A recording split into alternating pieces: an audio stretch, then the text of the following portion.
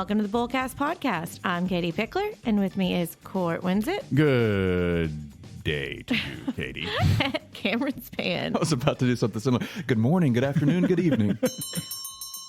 What does Jim Carrey say? Good afternoon, good evening, and good night. Or if I don't see you again, good morning. And if I don't see you again, good afternoon, good evening, and good night. Or we could just do Robin Williams. Good morning, Vietnam! There you go, people. Are you awake now? I hope so. Because we're going to talk about stock compensation. And you're like, what is that? It's a hot topic. At least for us, it's been a hot topic recently. Yeah, but it's just talking about how a lot of companies are paying you, or they may be gifting you stocks or options or things like that. Mm-hmm. So we're going to kind of break it down. I do want to put a warning on this.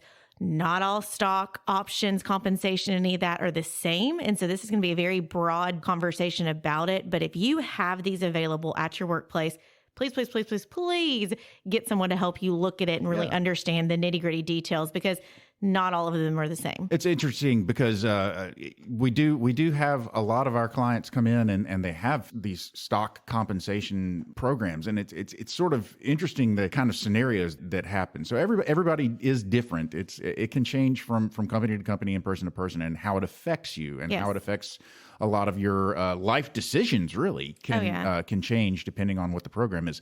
Okay, so Katie, I'm going to make a stretch here on our segue. Okay. Basically, we're doing a little bit of inside baseball for the folks that are listening to us today, because this is a segue, this is a stretch into the list. But basically, we're a financial podcast, but we're not making stock recommendations or anything like that. Stock compensation, we can't do like, which stocks would you want to be compensated with or anything like that. That would be a bad list. Compliance would say no. Nope. No, sir.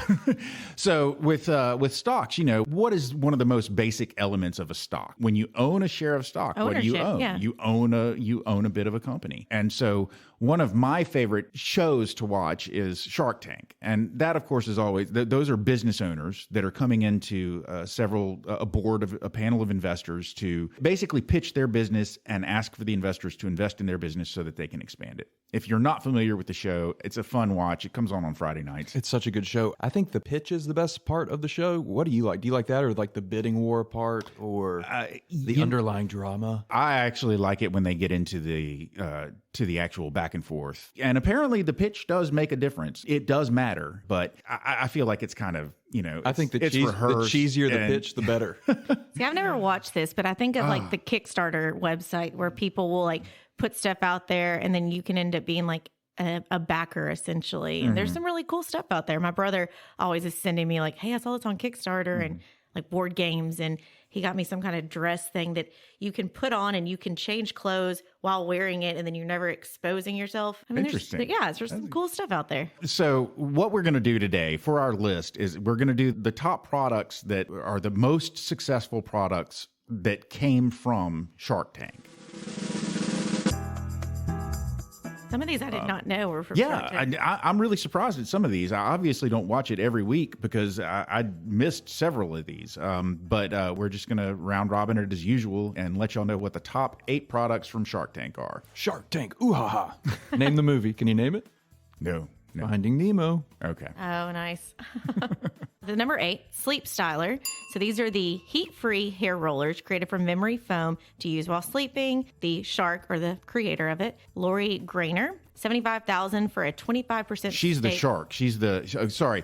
So sorry. Yeah, I don't Katie's know never that. watched Yeah. this. So the sharks are the investors. Oh, okay. And there's always Yeah. 4 sharks, right? Gotcha. Yeah. Sorry. Okay, so Lori was the shark. She was the investor, $75,000 for a 25% stake in the company. Sales more than $100 million. And I mean, if you're a girl, you've definitely seen these on TikTok all over. I have been wanting to try it, but have not jumped on it yet. Sounds like a QVC product to me. Yeah, a little bit. Yeah. Okay. So the next one is the Bouqs. Now this is BOUQS. It's short for bouquet. Okay.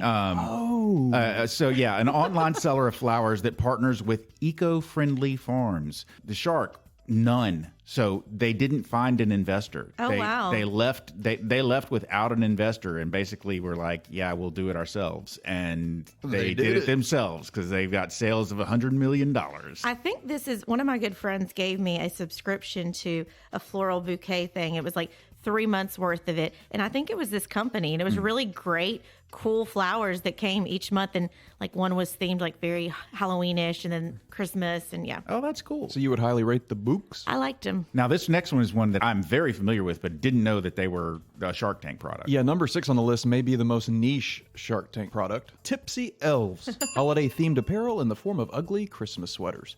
The shark was Robert Herjavec, $100,000 for a 10% stake. Sales, $125 million for Tipsy Elves. Now, they've expanded into way more than just holiday-themed ugly sweaters. See, I've never heard of this. They've got shirts now. The last Hawaiian shirt I bought was actually from Tipsy Elves. So they've got all sorts of... Okay, that makes sense, because I was like, your product is Christmas holiday specific. Yeah, but they do have a lot of great ugly sweaters. Do they? If you're into that. Yeah. Okay, number 5, the original comfy wearable blankets with hoods. Okay, so this reminds me kind of like the Snuggies. Snuggie. Yeah, but you can, hoods. You can be a superhero.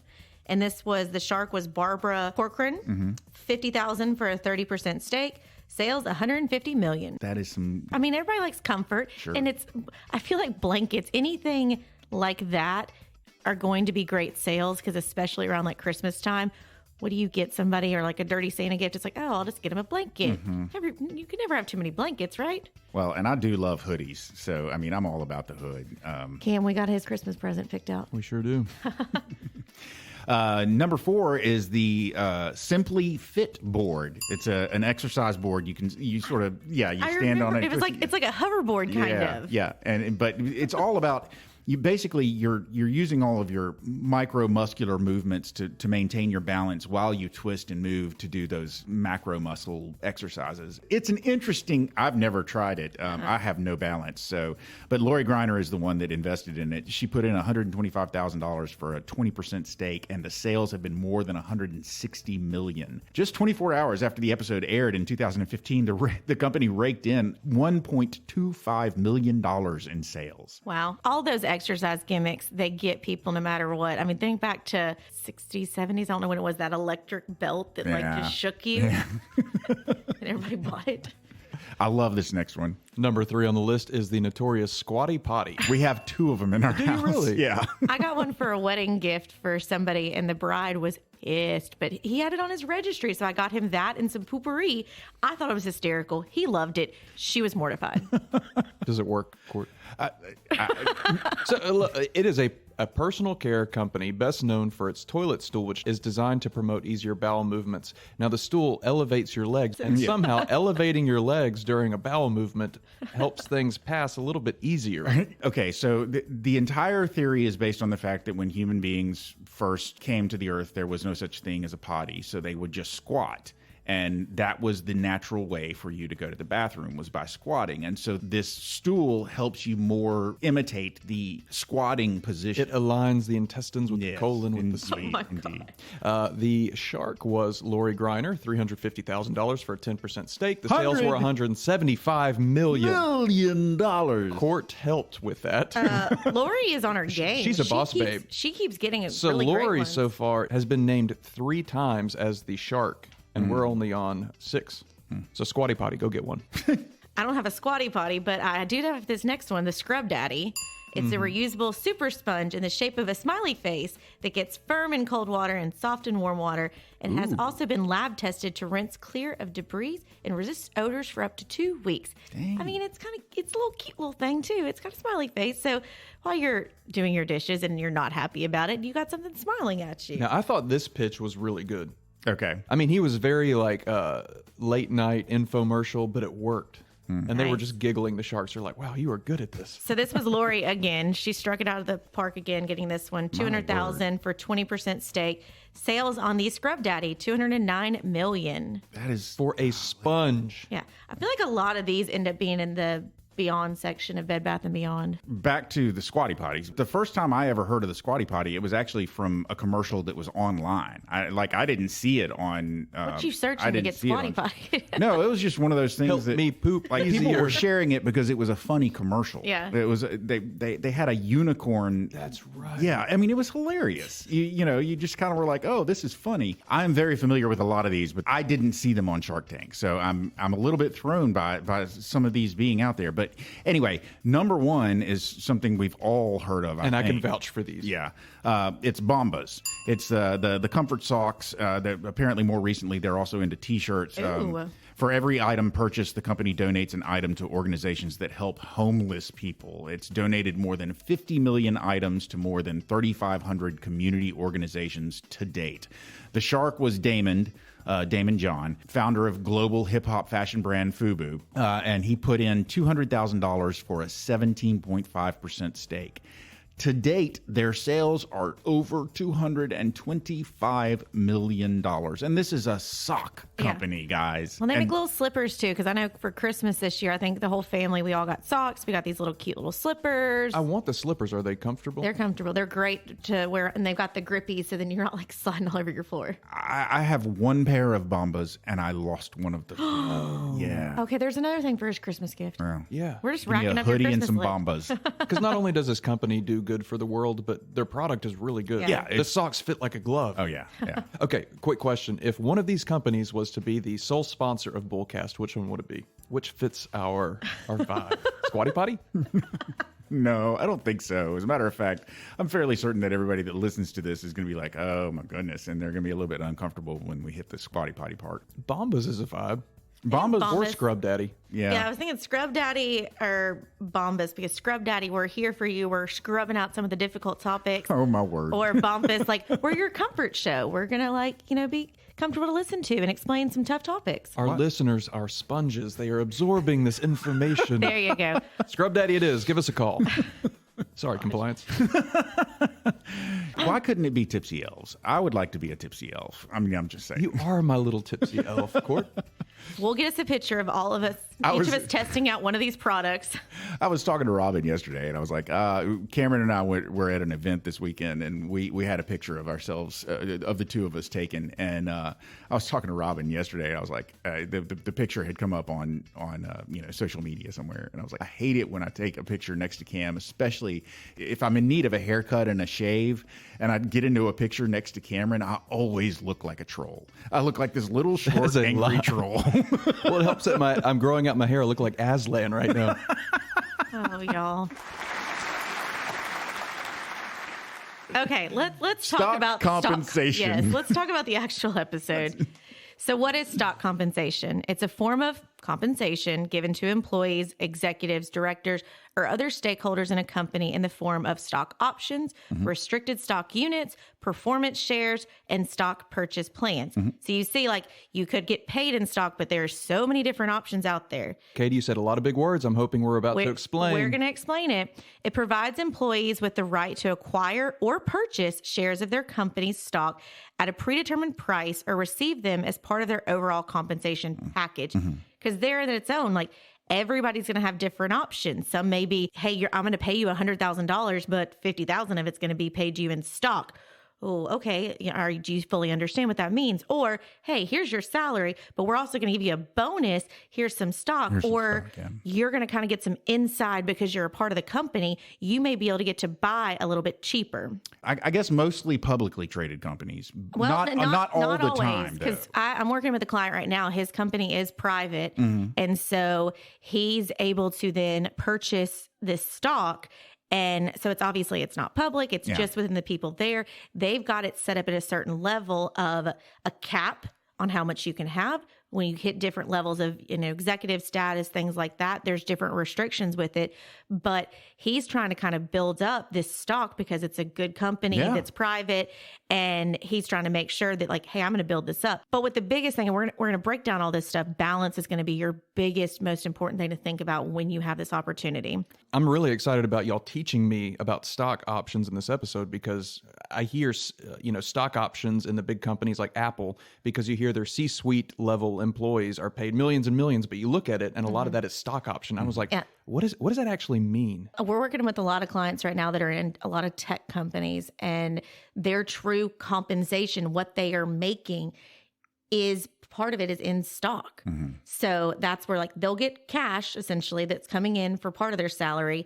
And then the rest of it, they'll get in what is equivalent to stock. And so that's a situation where your paycheck's coming from this company, your paycheck in the form of stock is in that company. So you have ownership of that company. And then some people get in trouble because then they'll have a 401k that's with that company and they'll invest in stock in that 401k. So now your paycheck's determined by this company. A huge chunk of your assets are in that company because you've just left this stock that you've been paid, and your retirement account is also invested in that company. So they're not diversifying. They're not Not diversifying, yeah. Enron comes to mind for me. I wasn't going to say Enron, but yes, it's an Enron situation for sure. Okay, so stock options. A stock option allows you to purchase shares in your company's stock at a predetermined price for a limited number of years, usually 10. So that's one way you can get stock options, that you have the option to then purchase at a set price. At a set price. Yeah. RSUs are restricted stock units. So this is the most common type of equity compensation. What is equity compensation? Equity compensation is stock compensation. Equity is stock. What do you have? You have equity in the company. Equity in a company. Yeah. And that's where I think this gets so confusing is everybody calls it all different things and you get so confused. And I'll tell y'all, some of these we've gotten and then be like, hold on, let me read about this. And then we have to whittle it down and figure out exactly what it is. And it's not that companies are trying to confuse you. It's just, I mean, who knows? The company may not even understand exactly what they're doing. And so they're just sending this memo out and it's like, okay, try and figure it out. For our younger listeners, equity meaning like you have a stake in the company, right? Yeah. Yes. Yeah. You have an ownership share of that's the actual company. Yeah. Yes. So like when you have equity in your house, sweat equity. Yeah. Yep. So the RSUs, or restricted stock units, are typically offered after a private company goes public or reaches a more stable valuation. So valuation, in its simplest form, the value of the company. It's really what that breaks it down to. I just wanted to point out, that brings up a very good point. If this is part of your compensation, you have to consider the fact that, again, I was like, oh, is this mostly publicly traded companies? No, it's not. So you have to understand what your options are in terms of unloading that stock. Yeah. If you're being given stock as part of your compensation or stock options as part of your compensation, which you then exercise. So if you have an option and you exercise that option, you're buying the stock for whatever price your option was set at. If you buy that stock or if you're given these shares of stock, how are you actually going to turn that into money for you? How are you going to sell it? How are you going to unload it? That's an important question. Yeah, because obviously when I was talking about who has a private company, he's going to be more limited on what he can do. Yeah. Versus if someone owns, Squatty Potty Ours Us or something like that, then there may be lots of people will be able to take that. But also, I'm so sorry that this is going to end up being the Squatty Potty episode. I mean, it is what it is. But also one of the things, and I don't want to get too devil in the details on this, but taxes and paying for this, because you've really got to consider how you're getting this stock, whether it's in the options, whether it's part of your compensation, how it's coming to you, and then what is going to be your impact of that.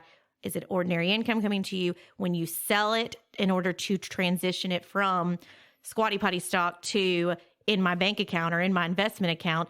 Then what is going to happen? Is there gains or something like that?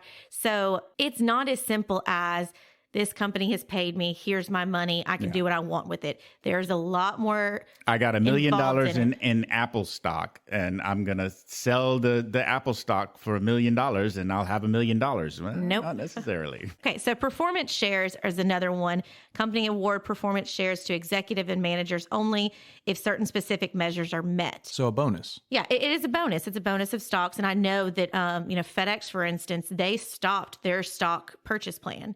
Yeah, we're not going to get into why they stopped it, but they've stopped that. And so that's something that, okay, some of these executives, some of these people may have stock plans, and now they've got to do something with it. And so that's the thing, is that just because your company may have, we are a stock options company, or we are a performance share company, this is what you're supposed to do. But then if they decide to change the rules, you need to be prepared to act on those rules that have been changed. And again, this is so high level because every single one of these are so unique and different. Yeah. And it's based on the overall of your company. Because again, think about it. This is stock. This is equity in your company you're working for. So as your company restructures, this is going to probably restructure. So why do companies offer stock compensation? Motivates the employees, right? Yeah. That would seem like a top one. Like the employees are motivated to help the company meet its goals. If they've got an ownership interest in the company, if they've got a vested interest in the company succeeding, then presumably they're going to work harder. They're going to be more invested in the company's success. Yeah, because they've got a stake in it. So it's going to attract and retain talent potentially. I know that a situation I've had where one person was at one company and they're switching to another company because of potentially the stock they're going to be getting. But it's also one of those that like leveraging what are the different options of who the company is, what the stock is, and also being prepared of what happens if this company isn't good anymore. We have been going through a high demand employment market. By that, I mean employees have had sort of all of the power now for a while. A lot of companies have been really struggling to attract people. And so this is one more way to attract people to the company is by offering that stock option or the RSU or something like that as sort of an added motivator to get people in. I mean, it aligns employee interests with shareholders. You know, if you're sitting back at your home and you work for a different company, you've bought stock in Scrub Daddy, then you hope that the employees who work for Scrub Daddy that are getting compensation, they're also working hard to make sure that stock is going to do well. Yeah.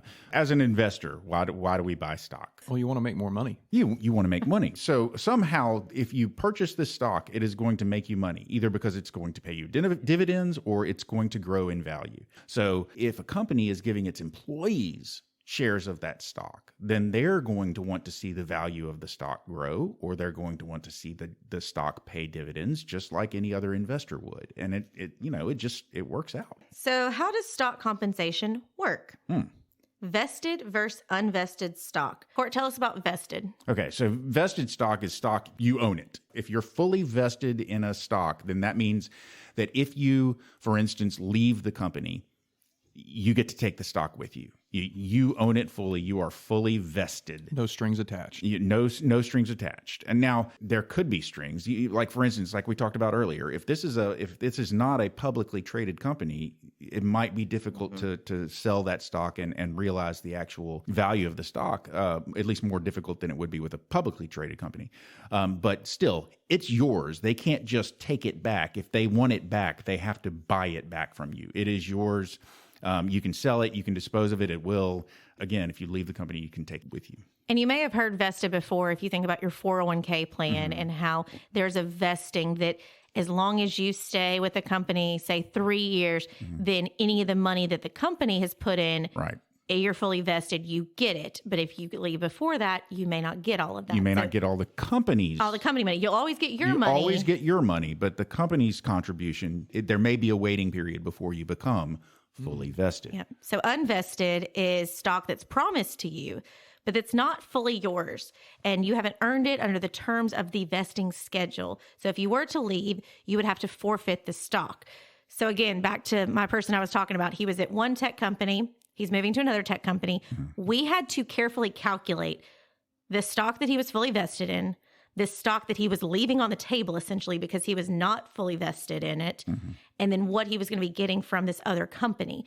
And so we had to strategize and figure out, is the juice worth the squeeze? Throwing it back, y'all.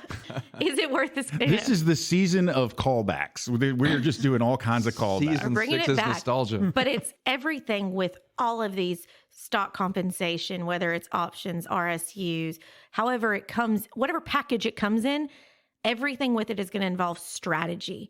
And we kind of touched on that a little bit, but it's, strategy involving tax implications and making sure you're not, for lack of a better term, screwing yourself over and having a huge tax bill because you didn't consider what that would be.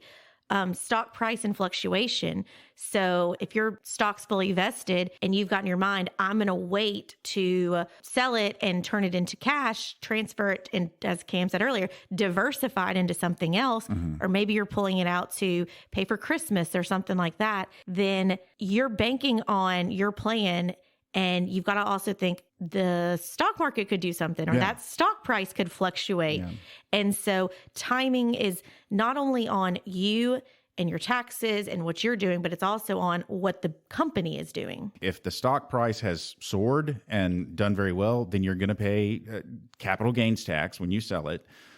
There are tax implications just for exercising an option. If you exercise an option and you're exercising an option to purchase stock at a set price that is lower than where the stock is selling now, then there are tax implications for that price difference. So you've got to take all of that stuff into consideration. I liked this, how it says vesting schedules.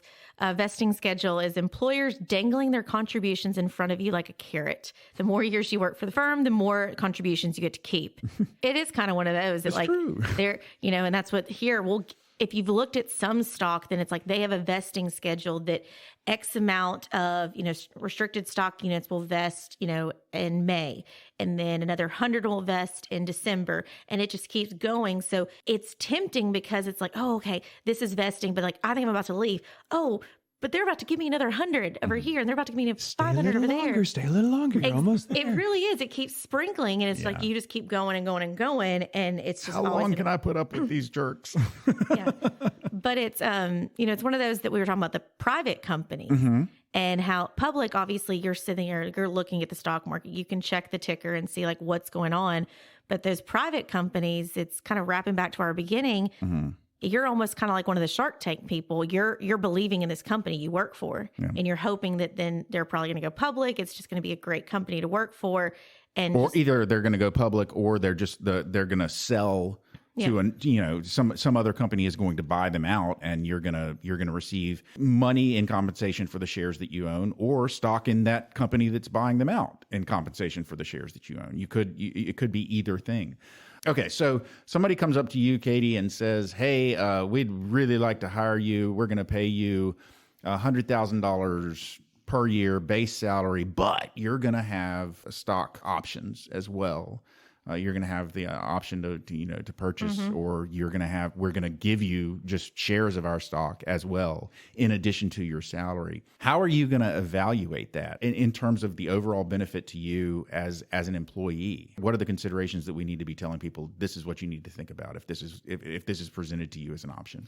Well, I mean, one of the main ones is like researching the company and the stock performance, which I know sometimes we work for places we don't really believe in and like, but I would hope if you're working for this company, then you probably have a good outlook that they're not going to crumble and they're going to be around for a while. So that's kind of a no-brainer. But one of the biggest things is understand exactly what they're offering you.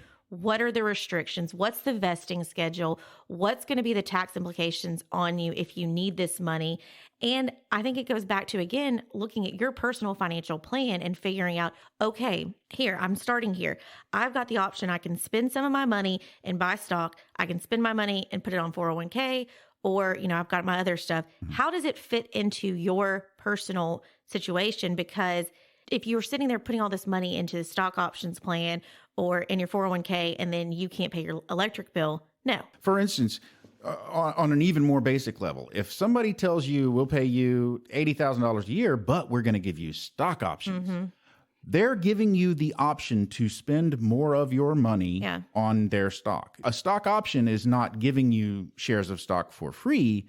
They are giving you the opportunity to buy that stock with your money. And you can buy, so I may get it for $15. And if Cam didn't work for this company, he may have to pay $25 or something like that. And if it's privately held company, an outsider might not have the option of buying at all. Yeah. So it does give you the option of purchasing, but it gives you the option of purchasing. Again, I can't stress that enough. Yeah. It's different than the company saying, we'll give you $80,000 a year, plus we're going to give you $100,000 a year worth of our stock. That's a completely different thing. And that's different too, in the fact that the reason why I wanted to do this episode, there are a lot of tech companies and there are a lot of young people, highly, highly intelligent individuals who are going to work for a company and they're like, we're going to pay you $200,000. And you're like, holy moly, that's incredible.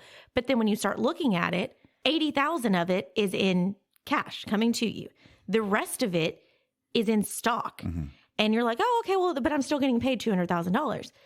Yeah, but the issue is if nobody is talking to you, and not saying that somebody's being shady, but of course the company wants you to keep that stock. They want you to hold on to it. And they want you to buy more if possible, but they're not wanting you to sell out of that stock. So there's not going to be somebody encouraging you saying, hey, I know that you're getting paid each year $120,000 in XYZ stock.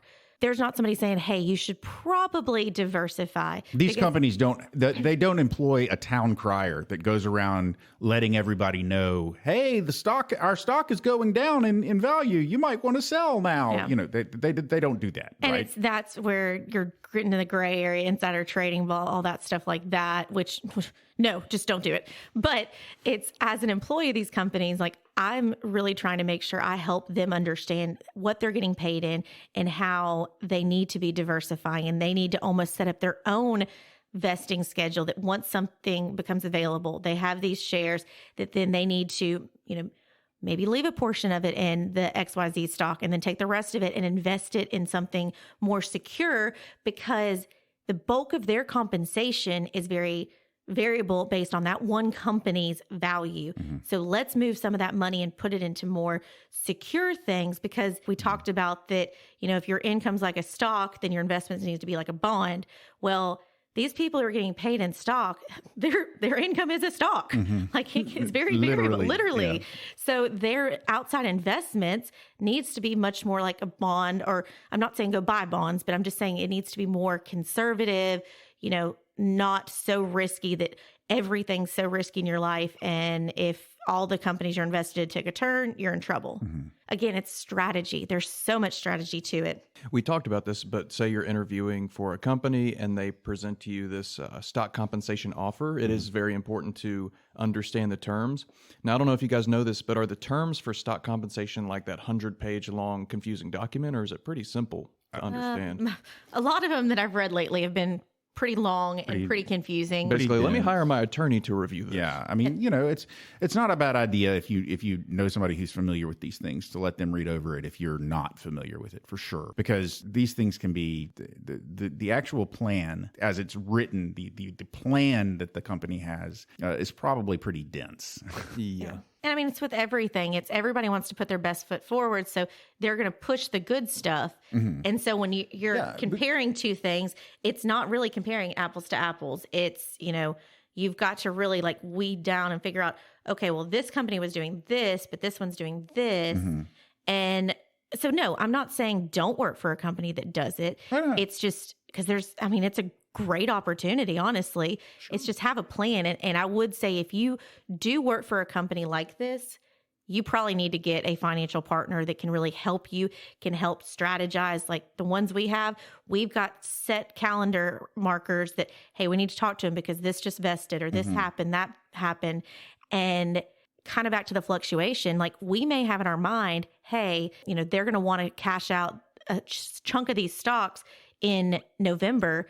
But if November comes and there's been bad, market updates or something happened, you may not want to be pulling out in November because of different reasons. And if you're a high value employee and by that I mean a person that's in high demand across an industry, and you're looking at the potential of hopping jobs, that it's a good time to talk to a financial planner, an investment advisor, somebody who can help you work through what your old employer is offering you versus what your new employer is offering you. You need to take all that into consideration because there are advantages and disadvantages to these programs. We've gone over most of them, but obviously, if you get stock in a company, then you've got the potential, if that company goes off like gangbusters and the stock value really grows, then you've got significant potential for significant gain. Obviously, the employer has advantages too. Again, they're aligning the employees' interests with their stockholders' interests if it's a publicly traded company, or even if it's not a publicly traded company. If the shareholders are just the people who started the business, if it's privately held, but they have their employees owning shares as well, then their employees have a vested interest in their company's success. And that's a big deal. And then obviously, they see it as an option other than paying their employees cash. They see it as a way to compensate their employees for their employees' performance. So those are some advantages, but obviously the stock could also decrease. The value of the stock could go down, and then you're seeing some of your compensation basically go away because the value decreased. There's not immediate cash value to it. You can't automatically, generally speaking, if you receive stock as compensation, you can't just turn around and sell it right away. Most of the time, I don't even know if I want to say most of the time, but a lot of the time, you can't turn around and sell it right away. You have to wait either to be vested, or again, if it's privately traded, you can't just go to the stock market and sell it to some other buyer. You have to, there are probably rules as to who you can sell it to or who can purchase it back from you. And even if you had the ability to sell it, it may not be the best time to sell it. Right. You could get hit with all kinds of mess. And then obviously, again, always take into consideration the tax implications. Talk to a tax professional, talk to somebody that knows their stuff as far as that's concerned as well. Which, I mean, going back to when you said the lack of immediate cash compensation, that is again why it's so important if you have these to make sure you've got your emergency fund. Make sure that you're not relying so heavily on this, and that you're truly understanding what kind of investment this is and what you need it to do, and not make it that this is my child's like Christmas money. Well, something. Again, one of the things we said earlier was that this is potentially a bonus program. So it could be something that's just rewarding performance. If you're not considering it part of your compensation, if you're not considering it part of the income that you rely on to live, then that's completely different than if they're presenting this as like you said, hey, we're going to pay you $200,000. Oh, but only 80,000 of it is actually going to be cash. Yeah. That's completely different than if you're like, hey, I'm making $80,000 and then I have the potential for getting this bonus. Well, then, that's a completely different circumstance. Yeah. Most people who have that, where it's the compensation, I say, you need to live on the 80 that's in cash. And the rest of it is, extra that we can strategize for longer term things. Why don't we bullseye this up? You've been hitting this a lot lately. I mean, my bullseye would be, don't be scared of it if it's offered to you. Definitely come and talk to somebody like us, and let's look at your overall plan and figure out, does it have a place in there? More times than not, it's a great option. It's something to do, but you've got to just have a strategy. Just like you have a plan in place, and everybody's freaking out about market fluctuations and stuff. If you have a solid plan, then you will survive whatever comes your way. You will be able to withstand it. So if you are given the opportunity to be paid in stock or have stock options or granted stocks, whatever it may be, then let's just put a plan together. Let's strategize, see how it fits within, make sure we're preparing for that tax bill, because that's the other big thing that people forget about. So it's, set up some cash that's an escrow account, but I would just say get a plan in place, get a financial partner, to make sure you're doing the right things and you're not setting yourself up for an Enron situation where your paycheck, your investments, everything, your entire life is bottled up into this one company. And if they go under, you lose your job, something happens, you're screwed. Fudge. Cameron, I'm interested as a sort of an outsider on this particular topic. Do you have a takeaway from sort of that perspective that you've gotten from this that you think was valid or valuable? My takeaway is just do your research. Just don't sign the dotted line, because I think it can be really tempting. It's like, ooh, stock options, I'm going to be rich. Yeah. But do your research. That's my takeaway. And of course, my bullseye, ladies and gentlemen, is Squatty Potty. Oh, there's the closing bell. Ladies and gentlemen, you have made it to the end of yet another episode of the Bullcast Podcast. If you liked what you heard and you'd like to hear more, please feel free to go to your favorite subscription service and sign up to have our podcast beamed directly to your device every single Thursday at noon. If you'd like to find out more about Cameron or Katie or Cort, please feel free to go to our website. That's bullcastpodcast.com. We've got pictures, we've got bios, and we've even got a place where you can drop a comment to us or suggest a topic you'd like to hear us talk about. If you like pictures, boy, do we have pictures. We've got pictures all over Instagram. Our Instagram handle is @bullcastpodcast, and we have a Twitter handle as well. That's @bullcastpodcast also.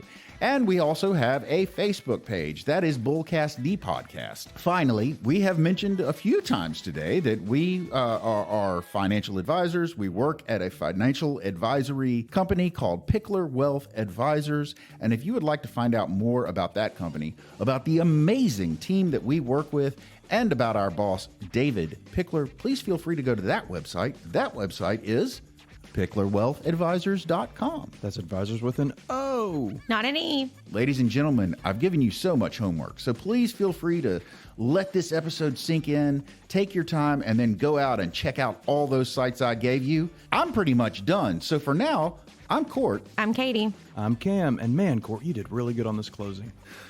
Good job. We're out.